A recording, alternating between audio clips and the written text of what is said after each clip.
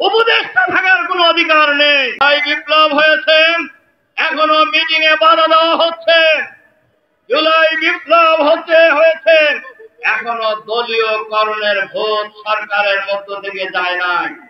আমাদের ডক্টর মাসুদ বলেছেন, এক সময় দলকানা লোকেরা প্রশাসনে ছিল, সেই দলকানা লোকদের পরিণতি কি হয়েছে এটা আপনাদের জানেন, পুলিশ কর্মকর্তারাও জানেন, সিভিল প্রশাসনের লোকেরাও জানেন, তারা কোন দুরবস্থায় আছে। আবারও যদি এই দলীয়করণের চিন্তায় আপনারা ব্যর্থ হয়ে যান, আমাদের কাছে খবর আছে কোন কোন জেলার ডিসি কোন সিদ্ধান্ত নেওয়ার আগে ওই জেলার এক নেতাকে জিজ্ঞাসা করে সবাই চাপ দিতেছে আমি এখন কি করব। আপনার তো ডিসি থাকাই উচিত না, আপনার ডিসি থাকা উচিত নয়, আপনার সচিব থাকার উপদেষ্টা থাকার কোনো অধিকার নেই। আপনারা দলবাজি করার জন্য এখানে এসেছেন, দলবাজি করলে আমাদের মতো রাজপথে নেমে আসেন।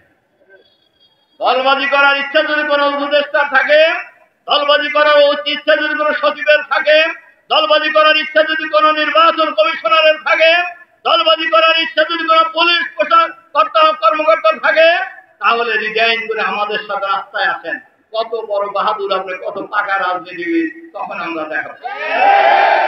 কিন্তু সরকারের অফিসে থেকে একটা দলের পক্ষে কাজ করবেন আর বাংলাদেশের মানুষ বুঝে বুঝে আঙ্গুল তুলবে, এটা মনে করার কোনো কারণ নেই। বাংলাদেশের মানুষ এখন যথেষ্ট সচেতন, সবারই বোঝা উচিত।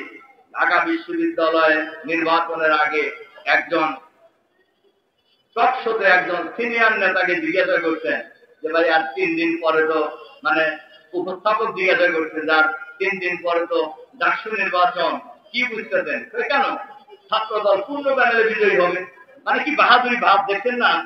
এরপরে বলছে যে কেন আপনারা কিভাবে বলছেন যে ভোটটা এখনো হয় নাই, কেমনে বলছেন যে পূর্ণ প্যানেলে বিজয়ী হবে? ছাত্রদল তারা মানুষ আর কাজ ভোট দিবে, মানে কি জমিদারি ভাব আর কি, মানে মানুষ বাধ্য ওনাদেরকে ভোট দিতে। ওই দিন শেষ হয়ে গেছে ভাইরা আমার, ওই দিন বাংলাদেশে আর নাই। ওই দিন ভুলে যান, ওই দিন ভুলে যান, ভুল করবেন। এর বান্নাই আপনারা রাজশাহী বিশ্ববিদ্যালয়ের ছাত্র দলের ভিপি ভোট পাইছে 3000 আর শিবিরের ভিপি ভোট পাইছে 12,500। আপনারা টের পেয়েছেন না? বাংলাদেশের মানুষ আগামী জাতীয় সংসদ নির্বাচনে এরকম একটা নীরব ভোট বিপ্লব করবে ইনশাআল্লাহ। এজন্য আমরা সরকারের কাছে আহ্বান জানাতে চাই,